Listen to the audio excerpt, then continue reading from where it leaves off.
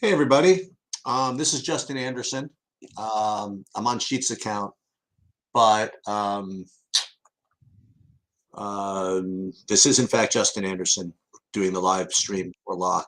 I was wondering if you could get enough people on here to play me at 3K, because from what I'm seeing, I'm getting projected at like 7x, and I'm not so sure whether I'm going to get there or not. I also see them are going to be about 20% owned. Um, so that's the first thing. I want to add. I'm going to share my screen over here.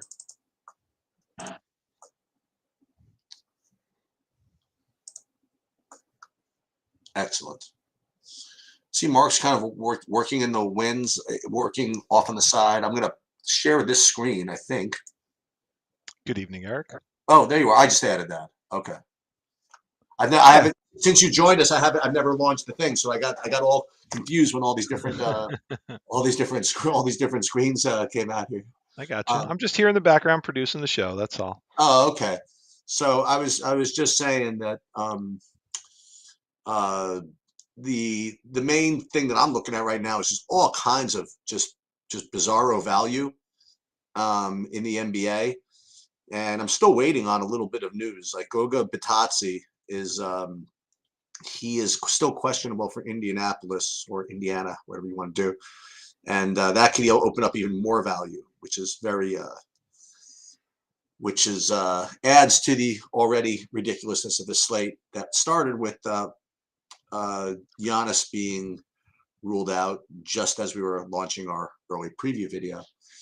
Um, so I know that we don't start until 7:30, but I figured Bobby's been starting these things at about 15 minutes before me. And by the time I kind of get there, Bobby's already gone over kind of stuff, and I feel myself kind of catching up. So I'll take today to just kind of get first in there, just to kind of show you guys what looks good before Bobby kind of makes heads or tails of it. And again, these can all change when new news comes on in. But if you see up on the right here, I mean, I'm rating all these guys. Actually, this is by points per dollar over here. Let me try to get a. Yeah, there's a better way to do that, right? Yep, I'll flip them that way. I forget what it is. Yeah, and this is for those. This probably is not very few people's first go around in the stream or with TrueDFS, but this is what one of the things that you're going to get on the premium TrueDFS subscription is access to these sheets, which rates everybody by different metrics, not the least of which is points per dollar and sheets value score. I have a good ownership projections as well, and kind of a minutes projection also. And when I rate these guys by points per dollar, I mean, you get Tyus Jones, who is all the way at the top, and at 8x, that's a pretty tough fade.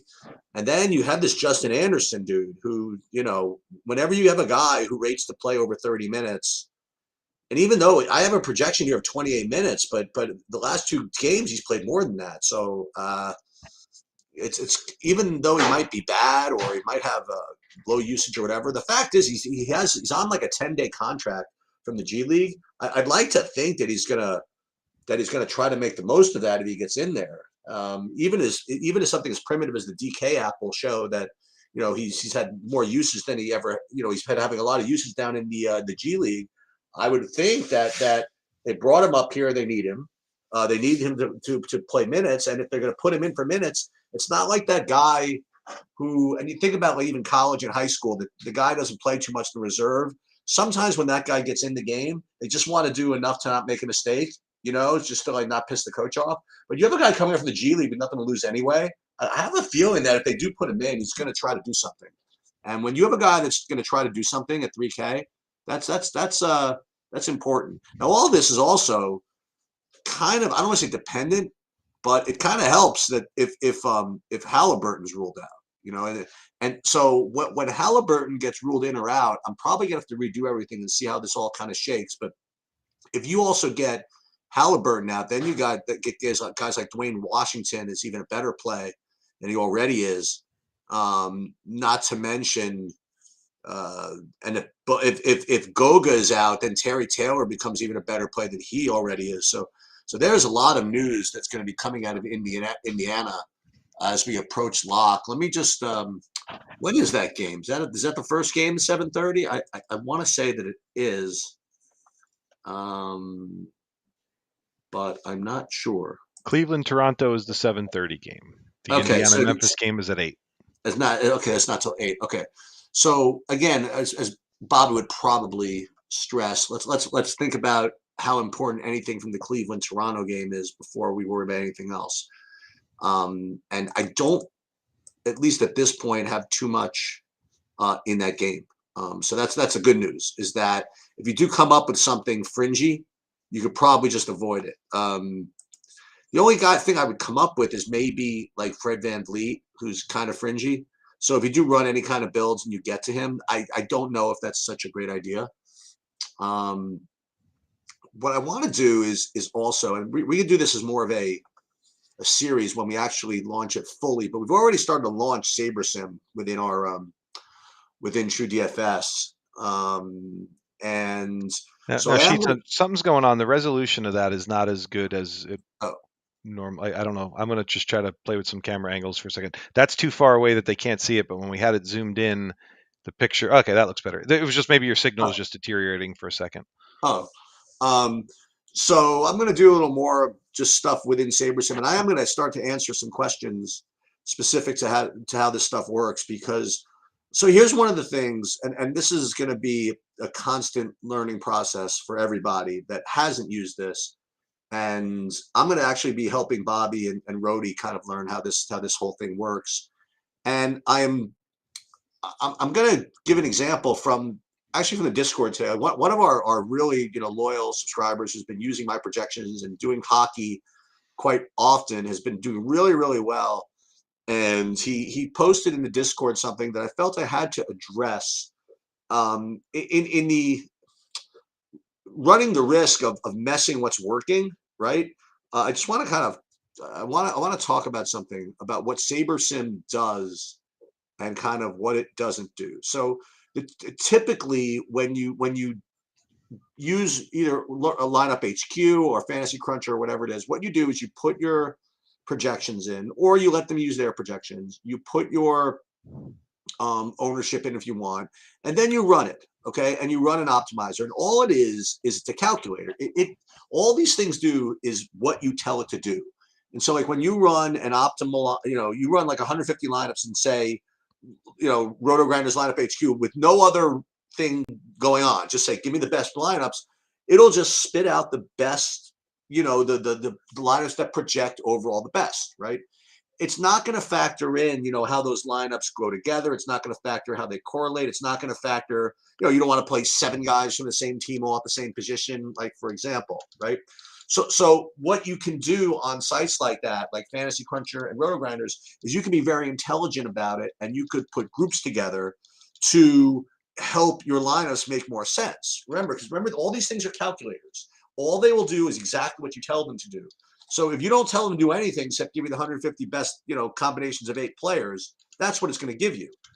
But now, if once you start telling it to do other things, then it gets a little bit smarter. Like if you say, I only want to play, I want to play a maximum of 3 guys from this team. You tell it to do it, and that'll do it. If you don't want to play Buddy Hield alongside of Tyrese Halliburton, you put it in there, and it'll build lineups with those rules in mind. And the idea behind one of the ideas behind SaberSim all the way from the beginning was to try to make that something you didn't have to do. Okay. The idea was that, yes, you could go through all these NBA games, NFL games, and you could write like a zillion different rules. But the idea behind the SaberSim simulations is that it automatically does that for you. It keeps correlation data of all of these players such that if Tyrese Halliburton does this, then Buddy Hield is more likely to do that. And if Buddy Hield does this, then XYZ is more likely to do that. And if you're going to play, like, say, hockey lineups, it's already factoring in the fact that if XYZ from a team scores, it's more likely that XYZ gets an assist. And it's already been kind of factored into its simulations, so that when you run a SaberSim build that's based on simulations, the concept is you don't have to do all of that work with the groups. Okay. And now what's happened though is that SaberSim is, they've kind of, I don't want to say they caved in, but they didn't really cave in. So many people are so used to this other way of doing things about like creating their own groups. They say, listen, can I create my own group? My own group. SaberSim, you don't have to create your own groups. We do it for you in our simulation. Well, yeah, I want to create my own group anyway. And finally, after a couple of years, SaberSim's like, okay, fine. You want to create groups? Fine, you can create groups here. So in the last like 3, 4, 5 months, it's created this situation where you could, like any other optimizer, you could create groups. So now what people are doing though is, and I'm going to talk to SaberSim when they come on here, is they're doing two things at the same time. Like K9, I don't know if it was K9, but one of the guys in the Discord was saying that oh, he does a great job. He's used SaberSim. And what he does is he puts the projection in SaberSims, runs lineups, and then he sets a filter saying he wants to make sure that he plays only guys that are on the same even strength line or the same power play line. And I'm not saying that it's bad to do that group, but I'm just saying that you're just doing the same thing that SaberSim is doing for you anyway, And I actually brought that to, the SaberSim Discord, a couple of experts over there, and they said, yeah, if you're going to do that, you probably want to reduce the correlation sliders a little bit over there. We'll get into a little more of how that kind of goes. So remember, when you're using SaberSim, you're using something different. It's not just optimizing. What it's doing is actually simulating games with all that correlation stuff kind of in mind. Now, one thing I will also say, if we're talking about SaberSim, I'm going to continue doing this, is that they don't have simulations for every sport. In other words, most of the sports, yes, they run simulations, but some of them, they just kind of behave as optimizers, and you just kind of have to know which ones they are. I think actually now, I may speak it up term, because they did actually redo the NASCAR ones to be simulating, and the same thing with MMA, I believe. So actually, I do think that all the sports they support, I think, are all based on simulations now. So that's why, I mean, when you run, when you put stuff in the SaberSim optimizer and you run 150 lineups, you will not get the same lineups as you will in Fantasy Cruncher or in RotoGrinders HQ. You just won't, because it's just based on doing something a little different. I'll give you an example. I'm going to do this based on exactly tonight's hockey, because I haven't run mine for hockey yet. So here's the main hockey thing. Now I am going to actually upload them from my file, which I just keep a little bit differently for everybody else. So I apologize, Mark, if I'm not doing it the real way that everybody's going to be doing it. No, it's fine. It's fine. But You're I'm showing them uploading behind the scenes. I'm uploading it based. I'm uploading this this file. And one thing I have to do is I have to just kind of change this to be ownership over here. I don't know why it makes me do that, but so I'm replacing its ownership with my ownership, and we're all good. I always click exclude unlisted players, because sometimes what you get, like when I give you projections, I only, just so you guys know, I only project players that most everybody in industry agrees are kind of worth projecting, right? And so what'll happen is there'll be some guys that I kind of don't project, and maybe SaberSim will project. I see Bobby there. I'll let him in a minute. So I always put exclude unlisted players. So when we hit save, now you see it's replaced regular projections with my projections, regular ownership with my ownership. And I'm going to build my lineups. Now I'm playing 30 lineups tonight. So I'll play 30 over here. And so here are like the sliders, and I usually leave them the way they are, which is kind of their recommendation. And I really do feel is that they look, you have to trust somebody.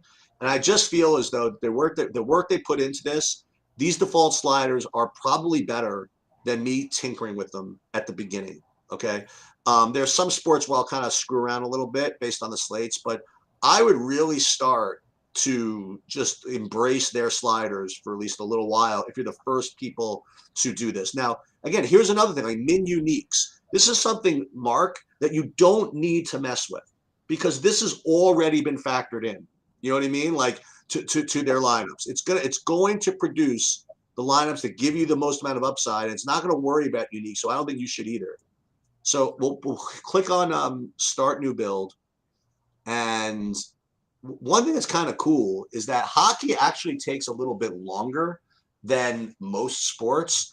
And I think the reason why that is because correlation is such a huge deal in hockey with the stacks and stuff. It probably just takes a little bit longer to sift, to siphon through all those different simulations. And similarly with baseball, you'll find actually that baseball takes a little bit longer than basketball, because again, it just takes a little, the correlation data just a little while to get through.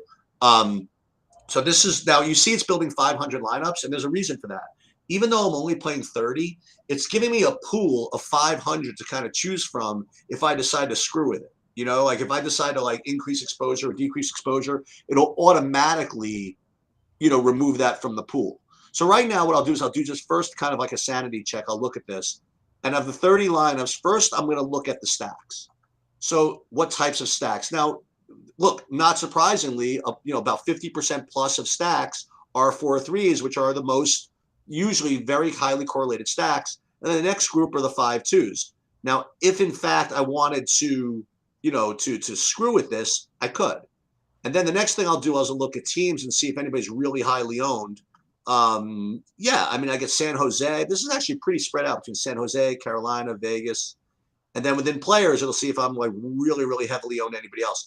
Now you'll see here that it does list, what the even strength line and power play line is for everybody. So my point was that K9 or whoever it was saying that he sets a rule saying that I want only guys on the same even strength lines. But the point is that you don't need to do that, I don't think, because they're doing it for you whenever you set this to be a highly correlated line. Okay. Now again, so you could screw with this. Like you could see, you could eliminate everybody that's on a third even strength line, even from this thing. Because look what you could do. You could sort this by even strength line up to 4, and you can go down to 3. And what I can do if I felt like it is I could just X out one of these guys, and then it'll automatically redo all the lineups. But I don't want to do it because they have he's a third even strength line, but it's also number 1 power play line. So probably want to keep that. Jordan Spence. If I don't feel like playing Jordan Spence because I don't want a guy third even strength, the second power play line, just boom, X him out, and all of the lineups just kind of changed. Okay. So I'm probably going to at least start by just replacing the lineups that I have with these. Now with hockey, there is one other thing that you have to do, because one thing about hockey is it's kind of sneaky, but you might get like goalie changes literally like 5 minutes before the game starts. And so you have to just make sure that those guys are actually listed as P as probable on the DraftKings app, or, look at our tweets. I'm sure it follows it. But the good thing is with hockey is that, and this is very nice of DraftKings, by the way, they price the backup goalies the same as the starting goalies. So you could just replace the guy if it comes down to it. It's not like you're going to be SOL, right? So that's kind of like my daily, I guess, like lesson on whatchamacallit, on SaberSim. So now with Bobby in, I want to let him in. I mean, you don't need to let me in. So tell me your thoughts on all this value. I mean, we're waiting on still a Bitadze, I presume. Where are you at with this whole slate? Yeah, it's going to be tough. I'm going to assume that Bitadze, as of right now, my guess would be that Bitadze and Halliburton sit. Oh, really? I don't have any reason to think. There's no reason for them to play on a back-to-back for a team that's tanking. Like, it's just would be stupid. And the only reason they let Buddy Hield do it is because I think they finally want to let him free. So my guess is that those guys probably don't play, and that's going to make Dwayne Washington somewhat Terry Taylor, potentially Kiefer Sykes if they somehow weirdly started him, and then even Lance Stevenson interesting. So it's hard to assume that, but it does. I heard what you were saying. I was listening before when I was getting some prep done. I don't know. Like I'm having a hard time. What's most important to me now is I don't have the interest in the first game like as much, because I would like to see the starting lineups. Even if we get news that those guys are out, I do want to know whether Kiefer Sykes is starting, whether Washington's starting, who's starting, whether it's Smith or potentially Taylor. Like I think it would be Smith, but they've done weird things with their starting lineups. And then I'm curious to see what they do in Memphis as far as who's starting. I would assume it'd be Zaire again, but like Kyle Anderson with no Brandon Clark there is going to play more minutes. That's interesting. I just don't feel as much interest in the first game, even though I could see Van Vliet being a good play. I still, because OG Anunoby is out, I would say Siakam, Precious, and Birch even are all really interesting against a team that plays big. That's the only thing that I'm thinking about value-wise. I think it's better to wait, but maybe squeezing in one of those three. I guess my preference would probably be Boucher. And Anunoby's still on the projections that I'm looking at for some reason. He shouldn't be. I mean, he's doubtful, so I'm assuming he's not going to play. If he does, we'll know about it before the first game. And then on the Cleveland side, the only thing that I'm really that interested in is Darius Garland, because I just think there's better opportunities to open up for value with Lamar Stevens. I think Evan Mobley's fine, but I don't think that I just overall I'm leaning more away from that game. Brandon Ingram officially out, which is nice. And then we just got news that Larry Nance Jr. is going to play. Oh, wow. So for I don't know where that puts him in what they're going to do or how much he's going to play or anything like that. But it does. I did have some like long shot interest in Jackson Hayes. I did have some long shot interest in I like McCollum still. I don't think it really affects that much, but I maybe like Valanciunas a little bit less and Jackson Hayes a little bit less than I did.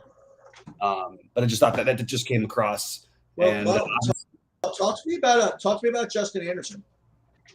We've seen the ups and downs of Justin Anderson, but the thing is, this team doesn't have. If they take Halliburton out, there's not a whole lot of usage from any of these other guys, even including Buddy Hield. He's not like a high usage guy in general, although he's been more so with Indiana. But Justin Anderson has been starting for what's his name? I can't even Duarte and all their other injuries. I mean, you see what you're going to get from him a lot of the time. It's going to be nights like last night, 31 minutes and 19 fantasy points. And then you might sometimes get games like the previous game where he's played 36 minutes and put up 34 fantasy points. I think he's a solid guy to have in, assuming that he does start, and assuming if either of those guys are out, he's a much better play. But that would make everybody else a better play depending on who they started. So, which again, just speaking to it, like from a strategy level, you should just probably not be too focused on the first game. The only guy I would even think about in the first game anyway would probably be Van Vliet. I like Garland a lot too. Those are the guys. I mean, more the value in the first game. Lamar, you can make an argument for Lamar Stevens if the slate stays the same that he's a good long shot play. You could make the argument for Okoro as a long shot play. You can make the argument for Birch as a really good long shot play, especially because, again, once the projections update, they will have and have Anunoby out. You're going to see why Birch will look like a much better play against the big front line. And I'm okay with all of that, but you would still have Thad Young in the mix. It's just with all the bodies, I don't know if I'm as high on it as I would be if we had the Indiana news. Now, if we do have the Indiana news, that's a different story. But I think the Indiana guys are going to be simply just too good to pass up. If those guys are both out. The only reason why they might play is because they don't have that many bodies left. So I'll bet you 50 cents that Batadze plays. I'll give you 2-1. I'll take 50 it. cents. Did you just get some news? No, I'm not a hustler, for Christ's sake. I know. I'm He's just questionable every game, and he always plays. Mm-hmm. He just always plays. Yeah. I mean, yeah. So usually, there's one bit. There's actually narrative. Hold on. He doesn't play a lot of the time, actually. No, hold on. What's the narrative, Sheets? I'm gonna tell you in a second. Wait. Hold on a second. 1 second. I'm gonna answer some questions while you're doing that because sure. Porzingis or Joval on DK. I think it's now Porzingis for me. I don't like that Larry Nance will get some center minutes. Gary Trent was ruled out as far as I know since the day it started. I didn't have Gary Trent out, but I guess officially it's always good to have news because I thought Chris Paul wasn't going to play. Now he's playing, so that makes Devin Booker off my list. Although kind of an interesting long shot play that we wouldn't have played before, but I don't think I could do it. I will play. I will play some of the Garland. The guys who are the priorities for me tonight are Tyus Jones, Jokic, Holiday, Levine. I know those are all pretty obvious, but that's sort of like your core, like core. When I say core, when I list it on SaberSim and when I talk about it on our site, I'm going to have, because I'm a tournament player playing multiple lineups, like 15 guys that I'm deciding between. My core is going to be larger. I understand the way other people use core, but I want to make it clear the way that I'm going to use it, unless it's too complicated, in which case I'll just list my top 4. But I feel like you'll get more information if I list, 15 guys that I'm going to be mixing in and out. No, mine are not going to be core. I decided that. No, Go ahead, my basketball or hockey or baseball, whatever I put on there, they were going to be called Chiefs Hoodoos. That's what they were going to be called. They will not be core plays. They will not be chalk. They will be Sheets Hoodoos. There will be nothing. My plays will not be my. You can have both, by the way. You can do both really easily. Oh yeah, but everybody's got core. Everybody. I don't need to tell you who my core plays. Everybody knows who. All right. Oh, good question by Bill Ross. I think the answer is yes. I'm not going to play Devin Booker tonight. I'll have him like mixed into a tiny bit of lineups because it's a small slate, and I think you can play upside guys. Boy, I don't like my bet on Denver earlier today as much as I did before. Sheets, for your consideration, I ask you to call your core plays the triple indies in honor of. That's not bad. That's No. It has to have some. It has to be able to survive. You know what I mean? Like no one's going to remember who Triple Lindy was. There's going to be other Triple Lindies like down the. Sure. This year, Triple Lindies was last year's. You weren't even here. Was last year's Dylan Windlers. You know what I mean? So there's always stupid guys that Eric plays, but they're always different. So we can't call them the Triple Lindies. You could definitely call them the Hoodoos. I'm going to answer Kevin's question again, which I just did essentially, which is you don't know the answer until the starting lineup comes out. That Justin Anderson will become a better play. He's already in play as it is. Well, this is an easy one. I have an easy one. Well, wait, hold on. Yeah. Let's answer the question because that's the whole point of what I'm saying is that until the starting lineup comes out, you really don't know. Because if Kiefer Sykes is starting at 3K, then you're going to have to consider some Kiefer Sykes. If Terry Taylor is starting at 3.5, you're going to have to play. You know what I mean? So It really depends on how it shakes out. It may not depend quite as much because they might have another body or two that literally I don't have them with one, but I think that people are calling people up from the G League every day. But if they're really down to like 9 guys, even if one of those guys sits against Memphis, first of all, they're going to get smoked in this game. This is not going to stay close. I know I've been wrong on a couple of these lately, but I've also been right on most, a good portion of them. Not all of them. It's been a little bit of a rougher stretch, but this game, I don't know how it stays close against these Grizzlies. Like, I really don't get it. I don't know how they do it. Which again means more playing time for these guys. The problem is, does it mean Lance Stevenson time? Does it mean Kiefer Sykes time? Does it mean Dwayne Washington and Justin Anderson? Probably some of all of them and some of those pairing together if those guys are out. But I can't say in order of who's higher, Washington or Sykes, without knowing if Sykes is starting and Washington isn't, or if Washington's starting if Sykes isn't, if Taylor's starting instead of whether it's Jalen Smith or it wouldn't be over Brissett, but it would be over Jalen Smith, which they've done before out of the blue. So those things are all really relevant. But your natural thing would be you want to play. You probably are going to want a couple players from their side at least, and I would be mixing in those guys without knowing the starting lineup. I would say Justin Anderson would be a pretty obvious one. I would say that the ones that might be forgotten about a little bit because they're a little more expensive are Brissett and Jalen Smith.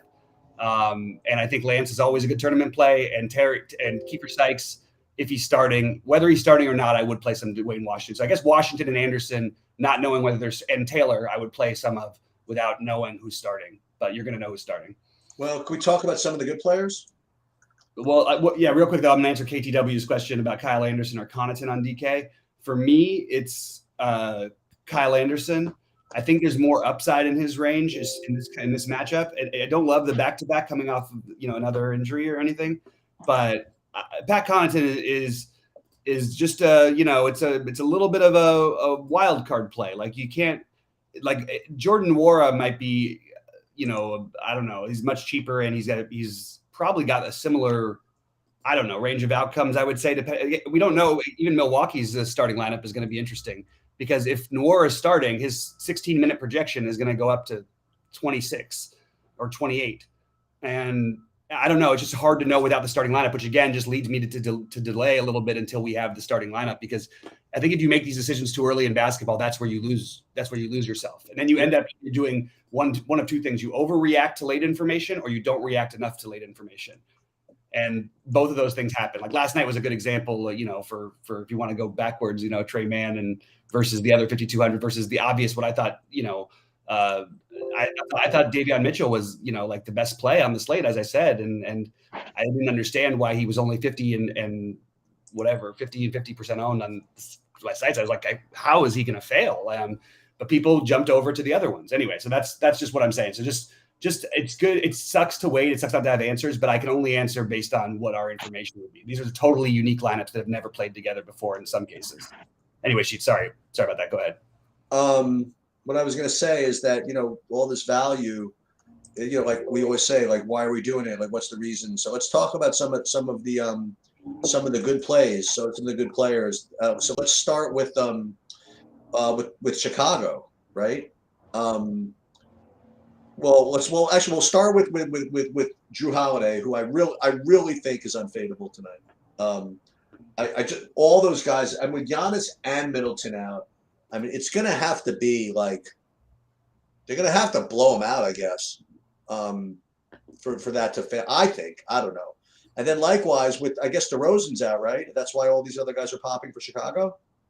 Yeah, that's why I said those priorities at the start. That's when I jumped. Yeah, and so between LaVine, I mean, I love these shooting guards, right? So between LaVine, Drew Holiday, and what's his name? The late game.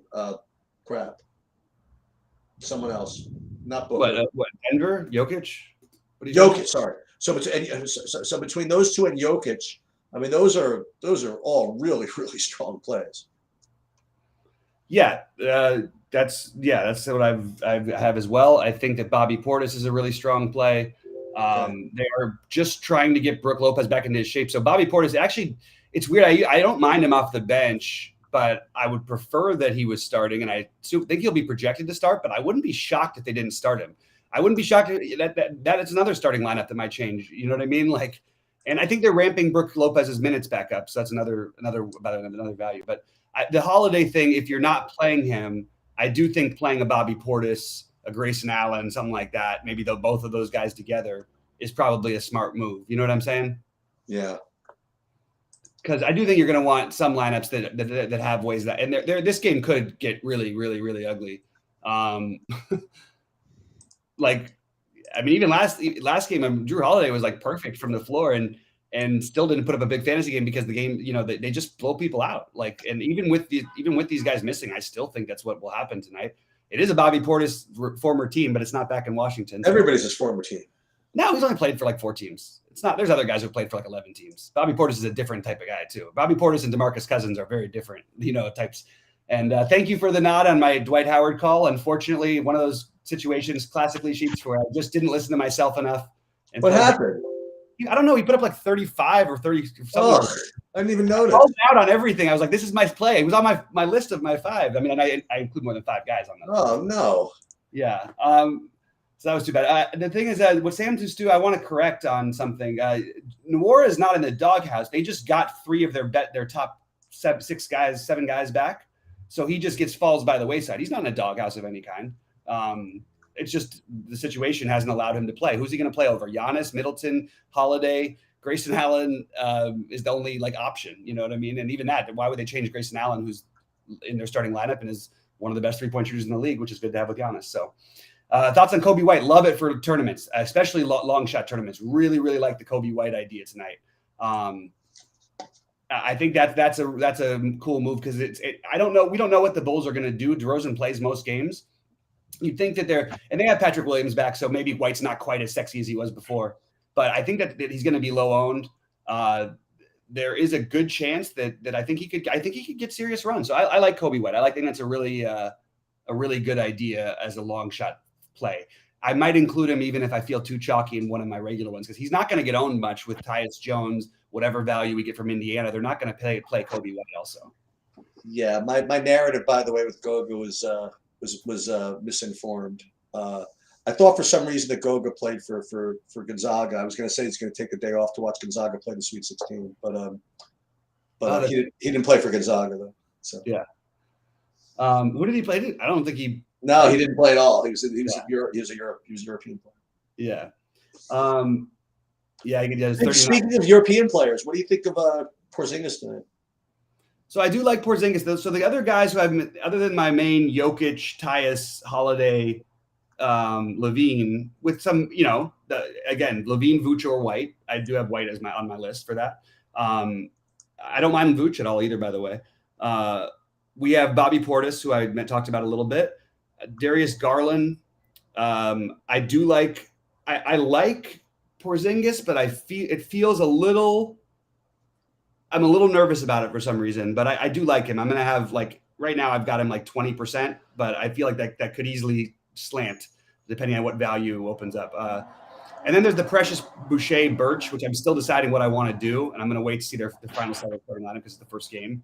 And then there's the Taylor, Smith, or Brissett if we get Goga out. And then Justin Anderson, Washington, Stevenson, and Kiefer Sykes. I just redid some projections, which are now kind of leaning towards Halliburton playing, I guess, a little bit. Again, it's all ridiculous because if he's out, then they're all going to change. If he's in, they're all going to change. No, he's gonna play. Most likely when they say expected to play, it's usually almost always a play. And every now and then. So just so you guys know, if you refresh the projections now, they'll look totally different. All those Indiana guys that I had up at the top 20 minutes ago just don't even exist right now. Yep.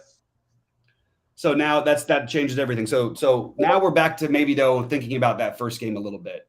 So what that actually does though is that means I'm probably going to be playing a good portion of Birch, Boucher, or Precious in my lineups. Actually, it's so funny. Actually, I lied.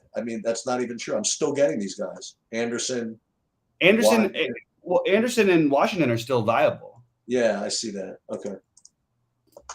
Even if Batate plays, those guys are still viable.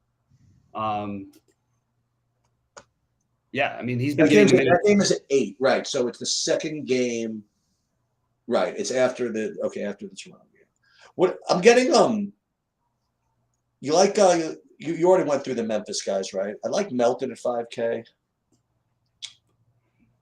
I'm the biggest Melton supporter there is. The guy just goes nuts every time they have one of these games and never projects. And I finally gave him a projection tonight for the first time ever. He's literally the same thing all the time. When what's his name's out, they always say, they have him predicted at 20 minutes and that Tyus Jones will play 28 and that they'll play 2 minutes together and basically stay away from each other. Other than that, now he's projecting so highly. He's going to get ownership tonight. So I think he's solid. I don't think I'm getting to anyone except for Tyus in a heavyweight on Memphis at the moment, but I have them all as blah, fine. Do you think, are you going to force, I don't want to say force, but are you going to lean towards stacking any games? So the Bulls game, if you wanted to take a little stack, it got a little less interesting to me because I was thinking about really going for it and playing the Levine, Vooch. You'd have to eat up all your spots. Some sort of Jackson Hayes and McCollum, but those little minutes from Larry Nance are just enough to keep me off of Hayes as much as I would have been. So if I was going to stack a game, it's oddly the game that I like in some ways. I don't like it the least. It's Milwaukee and Washington. It's just Washington feels like, every night we're playing a real guessing game with them. Unless you want to, you could do the normal thing, the Porzingis and the Neto, who some people are going to play. And I actually think that there's arguments for all of these guys. The problem is there's a legit 7 guys, or actually 8 guys, I could make a really good case for. When that happens and you're playing there and they're playing 10 bodies, it's kind of like they all project well. And you could easily swap each of their projections by 3 points or 4 points, and it'll make the other guy look like an amazing play. But if we keep getting what we're getting out of them, most likely 1 or 2 have the big game. I'm just having trouble picking those 2. I guess you could play a Porzingis Neto if you wanted to. And they're all fairly owned as well. So I think I would side with Avdia amongst the other ones. Avdia and Hachimura, I guess, would be the ones I would prefer. I like the idea of playing the unknown Satoransky in this spot, especially because of the blowout run too. Although that could go to Ish, you never know. Although they could play them together because Satoransky can play the 3. So I kind of like the Satoransky, Avdia. I actually like the bench guys a little bit, and even a little Ish. But I don't know in terms of a game stack. I guess if you play Porzingis with 1 or 2 of those guys with Holiday, Portis, or Holiday Lopez, or Portis. Well, probably not Portis Lopez. Maybe throw Connaughton in. You could do something like that, or I actually like Grayson Allen in this matchup a lot. But again, even with all these guys out, they've got 13 available bodies in Milwaukee. Does Theonis still play? What? I mean, not in any relevant manner. Okay. He got run last year when Giannis was out. Yeah, I think we got to not just completely write off last year because these teams are totally different teams. Right. I mean, they're the same bunch basically, but they have all a very different role. Grayson Allen wasn't there, Right. All their minutes, and then Javon Carter wasn't there, who's probably their best defender. Well, their specialty defender. He's not their best defender. They have two awesome defenders starting. Jalen Smith is out, who was not for Indianapolis. Okay, so we're going to play Terry Taylor probably. He's going to become a priority. We're probably going to play Batadze also. If he plays, he's a true game time decision. When they announce that, I'm much less likely to think he's going to play. But that's just me. Doesn't that funny? We draft all these guys with the questionable sheets. Dude, it's going to be a full $1 for you if you're right. They hit it. They take us out that he goes from questionable to probable to out. Like it went the backwards way this time. Who's this? That's what happened with Jalen Smith just now. Probable. They announced him probable like just before, and then he's out. Somebody once tried to tell me that somebody once tried to tell me the weather reports. When someone says partly cloudy, it's the same thing as saying mostly sunny. Can I throw one weird, and it's a little too early for this, but I actually think Milwaukee is doing this for a reason, like not just to give their guys rest. I genuinely don't think that, they're always going to play to try to win, of course, right? But is there a chance that, that's what I keep thinking, what if you get this late, right before the game, 10 minutes before the game kind of news that they're just going to sit Holiday and Portis or, also, or something weird. Wow. Just because, they benefit from losing. I understand that they're not afraid of the Nets. I wouldn't be either if I were them. But they don't need to play them in the first round. You know what I mean? Oh, this is big. Dwayne Washington birthday game? Yeah. Oh, sorry, Rashad. That's an awesome call. And by the way, we got the Kyrie birthday game last night. I like the Dwayne Washington. And Jalen Smith actually plays they don't cross over positions, but just anybody who's out who gets minutes is a huge plus for us for the guys. So Washington and Taylor are the guys who I'm going to go towards a little bit. Achua that's a question mark, right? Guys, I really appreciate all the comments. It's just so much easier if I see a question so if it's you like Achua, like I said, I think Achua, Boucher, and Birch are all very, very interesting. I actually think Clay just wants you to say bless you after he says Achnua. More dad jokes for the stream. Sorry. How come Justin Anderson keeps popping up on our faces, Mark, on the back screen? Because I announced myself as Justin Anderson. He came in as Justin Anderson. When I tried to come in, so that makes me feel like we have to play Justin Anderson, I guess. So. Well, that was my point. I was just watching one of the other shows, and the guy that was on there saying, if you play Justin Anderson, you're going to lose. You know what I mean? And I'm like, wow, is he like that hated by everybody? I don't know. At the point when you came on, Cheats, he was 20% ownership projections and better than 7x, right? So that's a guy that some people are definitely going to play. Right. Regardless of what his name is. I'm one of the whatever. I don't know the guy's name. The guy that shows up on RG from time to time. I think he might have been an ex-player or whatever. He was saying, "Oh, you can't play Justin Anderson's like the worst. If you play him, God bless you." I'm like, whoa, all right. Well, no, but there's some logic to it. But the truth is, everybody's basing these numbers off of totally different teams in different situations. Like when you're playing with the Sixers and you're playing with, Joel Embiid and Ben Simmons and Tobias Harris, how are you going to get any usage? Well, not only that, but I mean, he's coming. What I was saying in the lead into the show, I don't know if you were listening, but the guy's on a freaking 10-day contract. He's going to freaking just go nuts when he's in the game, I would think. I mean, why wouldn't he?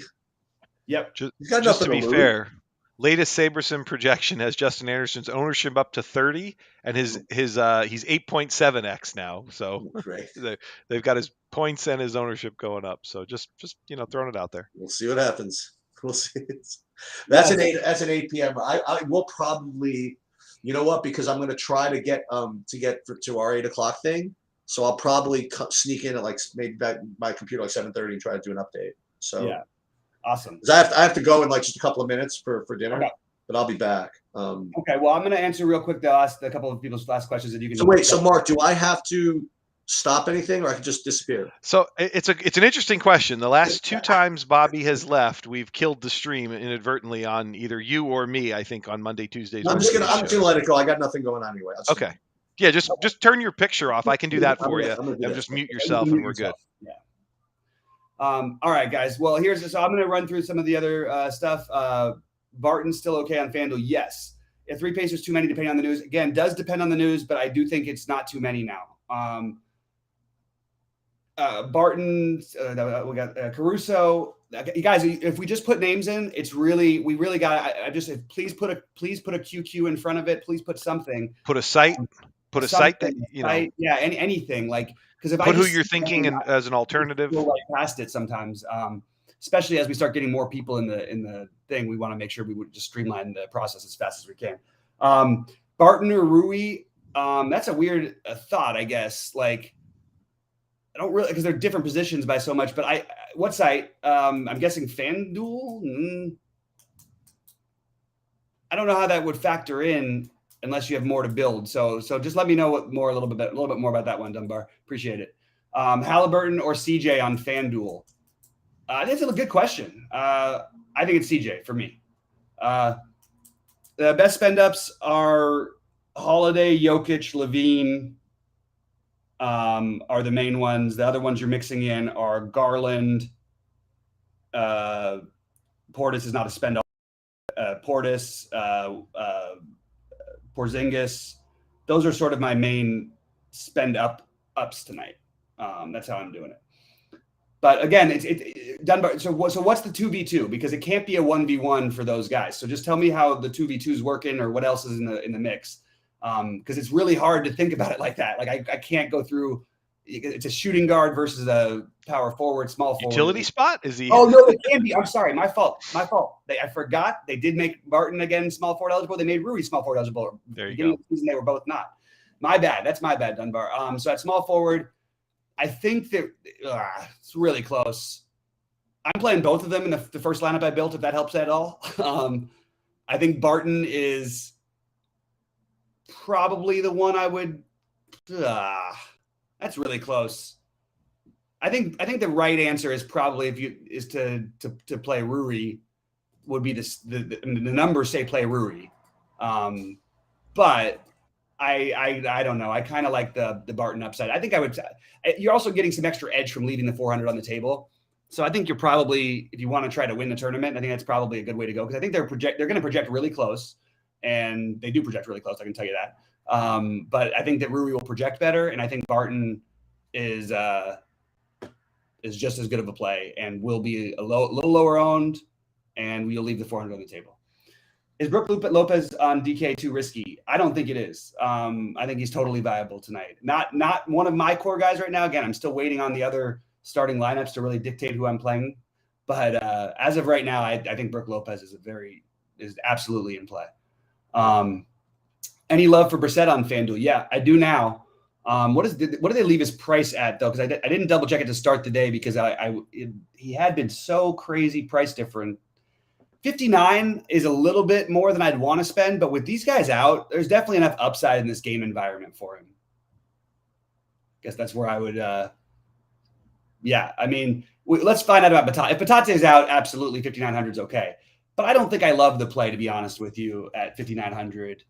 I think I would rather be looking. I'm going to be playing some, the other cheaper guys. Even Terry Taylor is 4,500 over there, which no one will play him, and they'll play him on DraftKings. This is if Batate is in. If Batate is out, I want to go for it a little bit with the Taylor thing. And Lance should get a boost. Like, all these guys are getting boosts because they're down. They're 9 bodies that I have them with, and that's crazy. I think 3 of them is totally fine. I think you're going to start with 2 of them. And is there any other questions? I think we mostly caught up on everything. And I am probably going to have to go build my lineups pretty soon, but I've got a few more minutes if we have anything else come up. I just wanted to say thank you, Bobby, to everybody out there for all the SaberSim love. You guys have done an amazing job. Everyone's picking up packages. People are upgrading their True DFS subscriptions, getting themselves some SaberSim with us, and we appreciate it. Yeah, we really do, guys. I really, and any other, I'm going to do my best to be there to help as much as possible. It's, and Mark has been great about trying to be, to respond to everyone. And we really appreciate it. We're excited about this next chapter, and it's really going to be cool. I think once we, we're still going to get streamlined. We're in day 2 of it, but things are going great, and we really appreciate all the love. Don't forget to liking all that stuff before Rody says it, because I always see Rody's doing his core plays at the moment for DraftKings, so check that out. Mine are up there, but they're going to change shortly. So keep that in mind. My plays were done at the beginning of the day, so I'm gonna change those. Actually, I'll do that right now as we are on the show. Why not? But we really do appreciate all the love and everything, and thanks for bearing with us through some early day times for our site, and now we're starting to get to the good times. All right, I'm just gonna go through. Yep, and more features already that we're already working on with SaberSim. So there is a full screen mode that's not exactly where we want it to be right now. They're working on that on their end for us, so that should help, because obviously when you go to the native SaberSim site, for anybody that you guys use it, you get a little more screen real estate than you do with our header above it. So there'll be an option. We'll let you all know when it's there, but there'll be an option to go full screen, which will be different than the way full screen works today. So that's going to be useful. We're also talking to them. They don't currently save uploaded projections for their partners, which is what we are. They save, the fantasy point projections, but they don't save ownership projections. And Sheets' ownership projections sometimes are the big difference for us. They're a big differentiator because he gets ownership right, or just he gets a different view of ownership that we don't always get from some other places. So we want ownership to be something that we can set up there along with the points and have you guys look, and just gives you another option. It gives you another line to compare with SaberSims. Yeah, and I'm updating some core plays for me right now that are guys who I didn't expect at the beginning of the day. Again, these might change on starting lineups, and I'll probably be editing lineups after 7:30 when that happens. Just want to give that a heads up. We did just get some news though. Anunoby is available on Thursday, and that's going to take away all my interest on Toronto. Period. Done. End of story for Toronto for me. Maybe they'll end up in one of my 150 max type of tournaments, but I'm only playing 20 lineups, I think, in that. Cavs are going to give their starters heavy minutes, and their rotation players heavy minutes. So that they're saying what we kind of already know about them. But they're desperate to try to. This is a huge game for seeding purposes, which is why they're going to play. What's his name? Which is why they're going to play Anunoby, who has been doubtful the whole day. Which doubtful, as you guys know, usually means 99% out. So Cleveland, I think you Garland at 40 plus minutes. And I think Garland is now becoming another priority spend, which again, you can't play them all in the same lineup necessarily, but Garland, Jokic, Levine, Holiday are the guys for me. So I also think that you can maybe give a tiny uptick to a long shot Kevin Love play. One of these guys could end up, the Kevin Love with 22 minutes could end up with 30 minutes tonight, 32 minutes possibly, depending on how things are going. If that happens, that means if he's putting up 40, that means he's playing well with them. And Mobley could go down in the same respect, and Markkanen could go down in the same respect, because they could lose minutes to Love if Love got hot. So I kind of like that as a tournament play. I like when the teams say that, because they should be going for. We all kind of know it, but teams don't this early, but 10 games before, you don't usually start going with the 40 minutes plus for their players unless you're Tibbs. And I'm just looking at, I'm looking at a couple different sites projections and just comparing them. It's pretty interesting because I like that all of a sudden, the top plays are very decidedly different on SaberSim, and I actually agree more with SaberSim here. There's certain guys that are showing up for me, are showing up as value that I'm not as crazy about, like Serge Ibaka, but it's certainly fine. And Satoransky, they seem to like as well. They're a little lower on Terry Taylor than some of the other sites are, just worth noting. But there is, no matter how you slice it, there's plenty of value. It's just a matter of the ones you're choosing. And so I'm just going to do this. I update my list here. Dwayne Washington is a little lower. Yeah, he's a little lower on there, but I still like the Dwayne Washington play. I think it's a little bit longer shot than I'd liked it before. But if we get Batatse out, that just changes the rotations. And yeah, so I think that's where I am. Let me make sure. They're a little lower on the Veen than some other sites as well, which is just not a huge deal. It's like a couple point difference, but just some things here.